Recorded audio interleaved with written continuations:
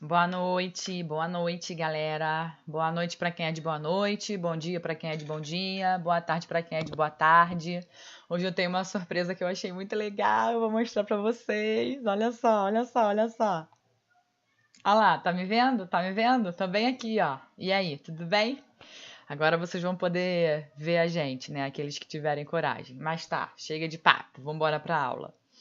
Na tela, o que que vocês têm na tela, além do fundo branco?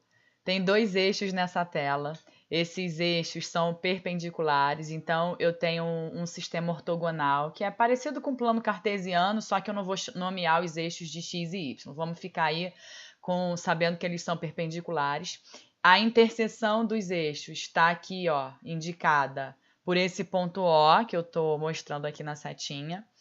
E nós vamos construir nesse plano uma circunferência que vai ter centro em O e raio 1 igual a 1. Então, olha como ela vai ficar.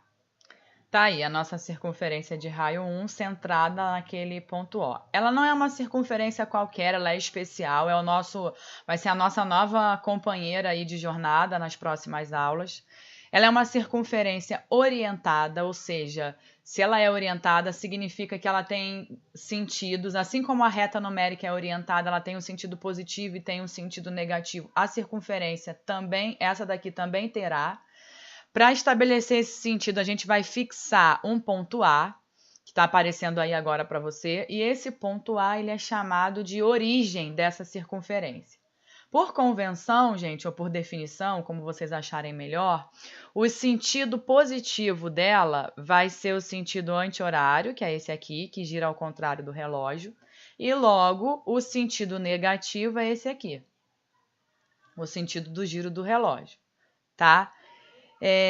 Além disso, a nossa região está dividida em 4 partes, que são as mesmas partes da divisão do plano cartesiano, são os quadrantes. Esse aqui é o quadrante 1, esse aqui é o quadrante 2, esse aqui é o quadrante 3 e esse aqui é o quadrante 4.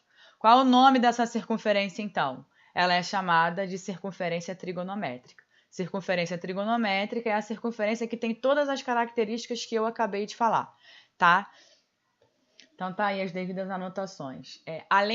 Ela também recebe outros 2 nomes que são usados, tá? Ela pode ser chamada de ciclo trigonométrico ou de círculo trigonométrico.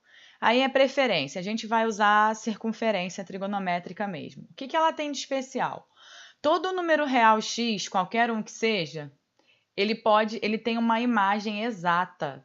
Ele tem um lugar exato nessa circunferência. Então, se eu pegar um número real x, eu consigo localizar ele sobre a circunferência. Se o número for positivo, como é que eu vou localizar esse número nela? Eu vou partir do ponto A no sentido positivo e marcar um arco. Quem não lembra do que é um arco que a gente viu na sala, ó, eu vou marcar aqui o arco.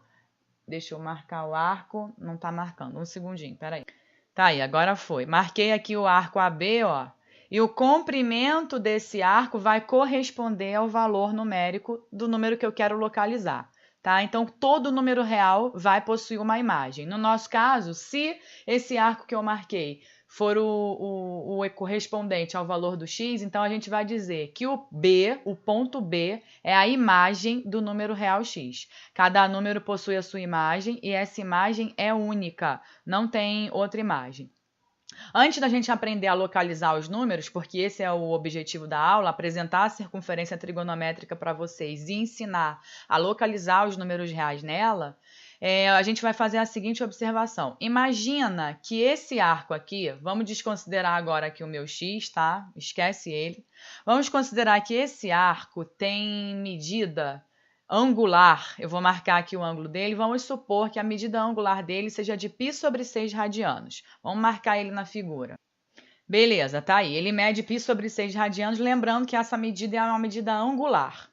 E eu quero calcular o comprimento do arco AB, que corresponde a esse ângulo aí de π sobre 6. A gente vai usar para isso a fórmula que nós estudamos em sala de aula, que é o seguinte, eu tenho um arco de comprimento L, o ângulo está medido em radiano, então é raio vezes o ângulo, só que o ângulo é π sobre 6, então esse comprimento vai ser igual a π sobre 6 vezes 1, que é igual a exatamente π sobre 6. que a gente observa aqui? Que o comprimento do arco, o valor numérico obtido para o comprimento é exatamente o mesmo valor numérico do ângulo central. Qualquer valor de ângulo que a gente tem ali, qualquer valor de ângulo central medido em radiano, o comprimento do arco vai se comportar dessa forma, vai ter uma equivalência numérica de valores. Por que isso ocorre, gente? Isso ocorre porque o raio da minha circunferência é 1. Então, eu sempre vou substituir o raio por 1 e o que vai variar é o valor do ângulo em radiano. Então, sempre isso vai acontecer.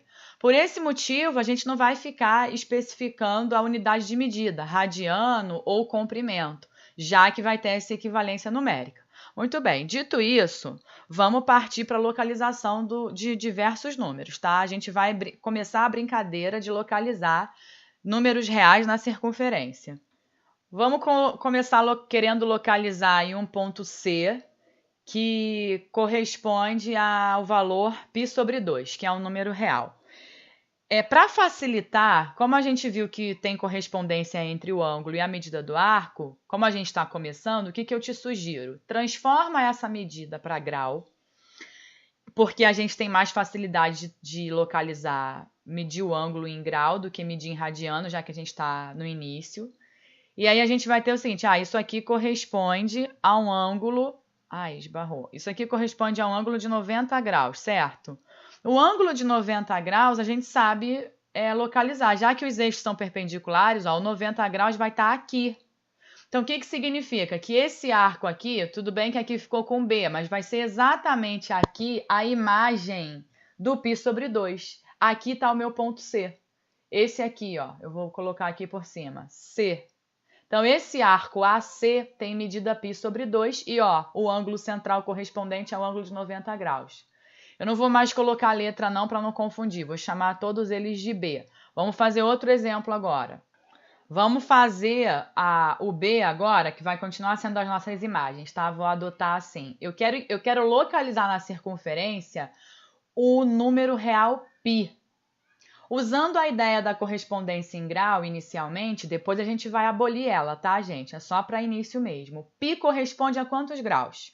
180 graus. Então, o que eu vou fazer? Eu vou trazer o meu B até um ângulo de medida 180 graus. Então, o que isso significa? Que esse ponto aqui da circunferência corresponde ao arco de medida π. Então, eu vou deixar até anotado aqui para você visualizar, tá? Que esse que estava aqui em cima, essa cor não tá boa, deixa eu pegar aqui um marrom. Esse ponto aqui em cima é o ponto correspondente ao arco de medida π/2. Esse aqui é o arco de medida π. Vamos localizar agora o 3π/2. Então, 3π/2 corresponde a um ângulo de 270 graus. O que é o 270? É eu caminhar, aqui eu já caminhei 180 mais 90 graus. Caminhando mais 90, 180 mais 90 dá exatamente 270.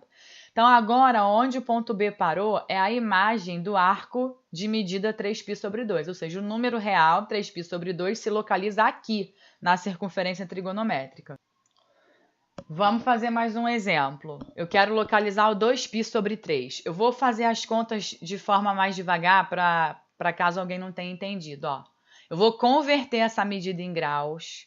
O π corresponde a 180 graus. Quando você faz isso, na verdade, quando você converte em graus é só para descobrir o ângulo central correspondente, tá? Mas que fique claro que a medida do arco, nesse caso, é uma medida de comprimento, então ela não pode ser dada em graus.